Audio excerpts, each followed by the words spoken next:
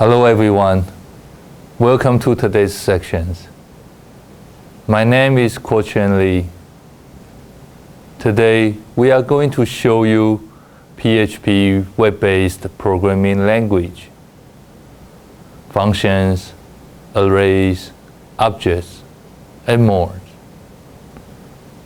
Functions, both ones built into PHP and ones you define yourself, make coding much easier. They take away lots of hard work because you can reuse other people's code. And they allow you to keep your scripts shorter and easier to maintain. And beyond the basic data types, arrays and objects, which takes a little bit more work in order for you to take advantage of them properly. More importantly, arrays take a solid understanding of functions before you try to use them. Before PHP 5 came along, OOP support in PHP was quite frankly and more of a hack than a serious attempt. As a result, the few that used it often regretted the choice. And it is not surprising that the whole system got a few rewrites in PHP 5. It is now much more advanced and flexible, and should please just about everyone. And we will first talk about how to use PHP to write functions, which can reuse your code and write your own functions. Then we will look at how to declare and manipulate arrays in PHP. Furthermore, we will discuss objects in PHP, how to design your own objects using PHP, and write your code with the object-oriented programming style. And last but not least, we will show you how to send and handle data to your PHP file by the HTML forms. As PHP 5 includes more than 2,500 functions, you might assume it's very easy language indeed. But the truth is that each function needs to be used in different ways, and so needs to be learned individually. In these sections, you will learn your first PHP function with the most helpful and easy first. To begin with, we are going to look at how to use PHP's built-in functions inside your scripts, as you need to be able to call functions before you need to bother learning how to write your own functions. Calling the functions in PHP can be as simple as printing the name of a function with two parentheses after it. And many functions take parameters, values that are used to affect the executions of the functions. Furthermore, nearly all functions have a return value, the results of the functions. When you pass the parameters to a function, PHP actually takes a copy and uses the copy inside the functions. This means that variables you have passed into a function can be changed as often as you like inside the functions. and they will remain untouched outside the functions. To change these behaviors, you can opt to pass a variable int as a reference, which works in the same ways as reference assigns. PHP passes the actual variables into the functions, and any changes you make to that variables will still be there when the function exists as is. This script demonstrated the difference. The first line calls some function, passing in a copy of 4.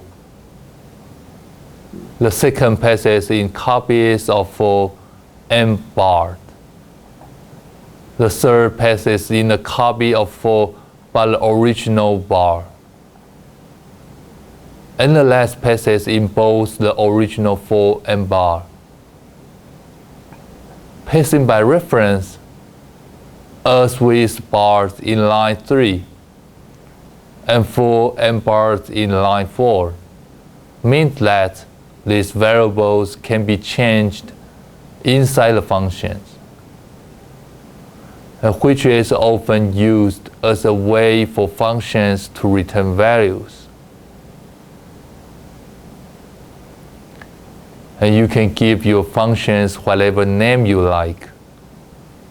They follow the same guidelines without the $sign as PHP's variables. Note, though, that you might not redefine PHP's built-in functions. The simplest user functions in PHP look something like this. As you can see, you define your functions with the functions keyword, followed by the name of the functions, and 2 parentheses. The actual code your functions will execute lies between braces. In our example, function for our solo line of code is returned 1. And we will get onto that in a moment. After the function definitions, we can treat for like any other functions as seen in line 4, where we print out the value it returns. And what value does it return? Well, unsurprisingly, a function returns its return values. And you can design your functions to accept parameters by modifying the definitions to include as many as you want. You need to give each parameter the name you will be using to refer to it inside the functions. When you later call that functions, PHP will rename the values to fit your function's definitions, like this. And after running that script, my nums will be set to 50. The multiply functions could have been rewritten so that it was just one line. Return num1, num2. But it is good to show that you can make your functions as long as you want. And PHP has built-in support for arrays of data. And there are 2 ways you can create an array: using the array functions, or using a special character square brackets. Before we look at how arrays work, there are 2 key things you need to understand before you continue. An array is a normal PHP variable like any others. but it works like a container. And you can put other variables inside it. And each variable inside an array is called an element. And each element has a key and a value, which can be any other variables. Now, consider this PHP code. On line 1, we see the most basic way to create an array, the array functions. The array functions takes a minimum of 1 parameters and 1 maximum of as many as you want, and returns an array containing those variables. Let's write, my array now contains all 3 variables. Line 2 contains a new function, count, that returns the number of elements consisting in the array, passed to it as its only parameters. In the examples, we pass in my array, then store the number of elements, 3, in the size. Line 3 contains another new function, print r. This takes just 1 parameter, but it outputs detailed information about a variable, such as its type, length, and contents. And in the case of arrays, print r iteratively outputs all elements inside the array. And it is a good way to see how arrays work. And the object-oriented programming has been around for many years now. Although the degree to which it is posed varies widely across languages, C++, for example, is object-oriented C. And as some purists would say, implements more OOP functionalities than even Java does. And OOP was designed to allow programmers to more easily model their programs upon real-world scenarios. Consider an object of type dog as such. And we have a blueprint for dogs, from which all dogs are made. While dogs have different breeds that vary a great deal, at the end of the day, they all have 4 legs, a wet nose, and a dislike of cats and squirrels. So we have our dog blueprint, from which we might create a poodle breed or a chihuahua breed. And each of these are also blueprints, but they are based upon the dog blueprint. From our poodle breed, we can then create a poodle, which we will call Puppy. And Puppy is an actual dog based upon the poodle breed, and therefore also based upon the dog blueprint. And we can create other poodles simply by creating an instance of that breed. And as all dogs are able to bark, and we can add a bark functions to our dog blueprint. which in turn means that the poodle breed has a bark functions, and therefore puppy can bark too. And we can also define variables inside the dog blueprint, such as name, age, and friendliness.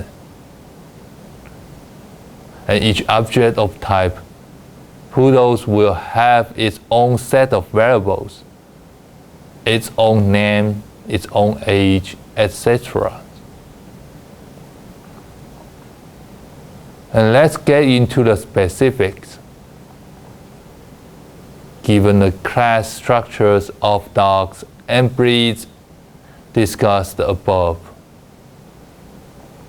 it's time to take a look at how that translates into PHP code. And here is the PHP code necessary to define a very basic dog class.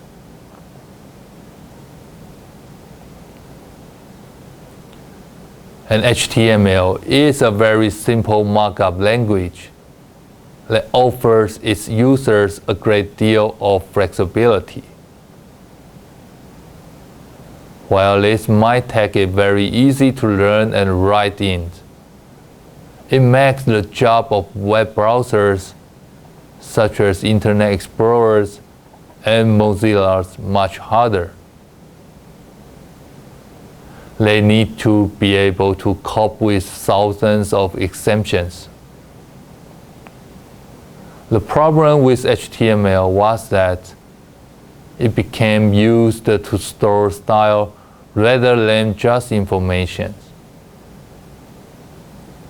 For example, designers will use HTML to specify the front of a piece of text, as opposed to what that kind of text was.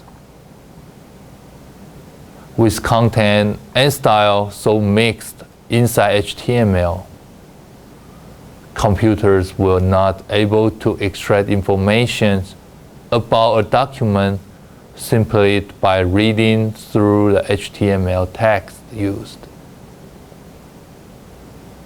A movement was started to redefine how web pages are designed so that HTML would contain only content information.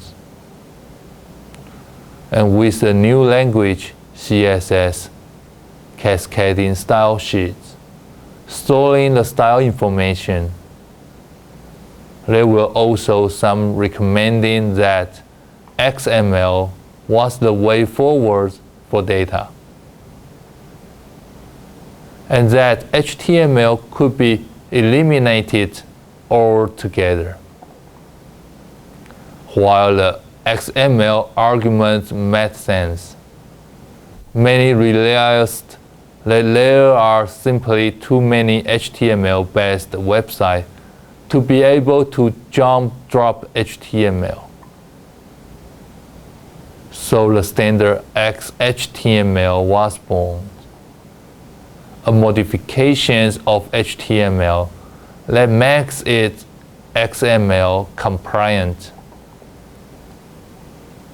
And all HTML attributes are surrounded by quotes.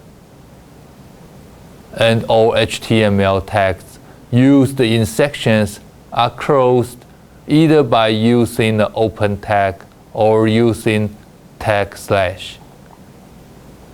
And these are two of the rules enforced in XHTML. And we are at least going to look at creating HTML forms, the primary means of sending data to PHP. And creating and handling forms is one of the key skills of PHP developers. So this section is particularly important. And you may want to read some parts more than once to make sure it all sinks in. as you will likely need to know much of this on a regular basis. A form on the web is considered to be 0 or more form elements plus a submit button. And these forms are designed to electronically replicate the forms we have all filled in hundreds of times before in real life. Signing up for a bank account, a passport, etc. You start your form using the form HTML tag, and therefore you end with /form. By separating forms like this, you can have multiple forms on one page. And there are two key attributes to the form tag that you should be aware of and use: action and method. An action sets the location of the page that will handle the results of the form, the place where the variables should be sent. A method describes how the data should be submitted. And you have two options: get and post. We now have enough information to construct a working form, so we will start off with something fairly basic. Then afterwards put together a more complicated form that we can examine in depth. Here is the basic form shown in the slide. That will submit 3 variables to some form.php: name, password, and age. And note how form variables are given names using the name attributes. The names you use here will be used in PHP script that receive the variables. And also notice that the default value of a field can be set using the value attribute, which means that the name text box will be set to Jim by default.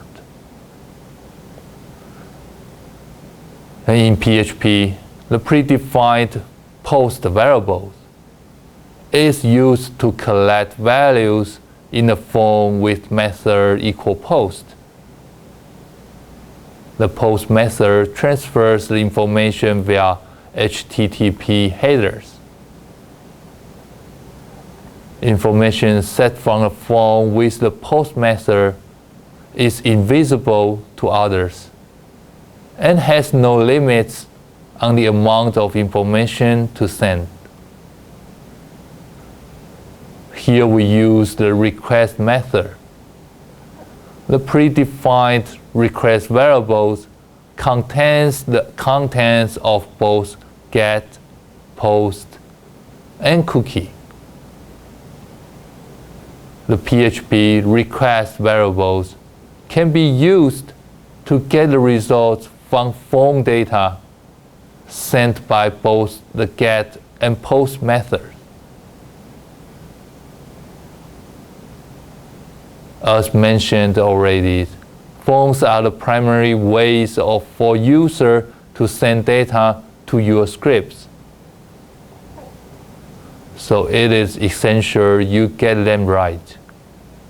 Above and beyond the coding aspect of forms, there are a number of basic usability guidelines you should follow in your designs. And use tables to lay your elements out neatly. And this makes the form easier to read. And it is also easier to report individual errors on fields. If there is an error with a field, put a notice next to it and a message at the top. If you don't put the message at the top, people will not realize there is an error. And if you don't put the notice next to the problem field, people might not spot it amongst the others. And mark required field, either with a bold text or more commonly an asterisk. If your database had a field limit, put a size limit on a text box. This stops people from entering too much text and later finding out their data has been trimmed by your database. And don't make your phone too long. They confuse people and make them feel threatened. And if you split your phone across page, let your visitors know how far they are through the process of phone submissions. For example, page 2 of 5. This lets people know where they stand at all time. And without leaving them wondering, will this next button take money out of my bank account? Or are there more pages to come? And this is for today's section. Thank you.